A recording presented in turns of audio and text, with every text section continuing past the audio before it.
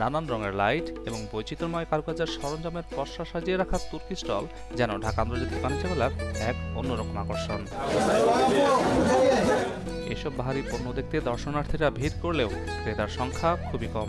ক্রেতারা বলছেন চড়া দামের কারণে পছন্দের পণ্য কিনতে আগ্রহ হারাচ্ছেন তারা।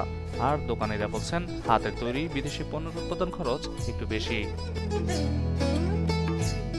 রং বেরঙের লাইট, বৈচিত্র্যময় ডিজাইনের ঘর সাজানোর সরঞ্জাম এবং চোখ ধাঁধানো কারুকার্যের ব্যাগ ও কার্পেট সব মিলিয়ে ঢাকা আন্তর্জাতিক বাণিজ্য মেলার একটি আকর্ষণীয় প্রাঙ্গণ যেন তুর্কি পণ্যের এই দোকানগুলো। মেলায় এসেছে অথচ তুর্কি পণ্যের বাহারি দোকান নজর কাড়েনি এমন দর্শনার্থীর সংখ্যা খুবই কম। দোকানিরা বলছেন এখানে প্রচণ্ড দর্শনার্থীর সমাগম দেখা গেলেও বিক্রি খুবই কম, সবাই শুধু দরদামি করছেন। দর্শনার্থীরা বলছেন নানান রকম পণ্য দেখে চোখ জোড়ালেও প্রায় পণ্যের দামই নাগালের বাইরে, তাই ইচ্ছে থাকলেও কিনতে পারছেন না পছন্দের সরঞ্জাম।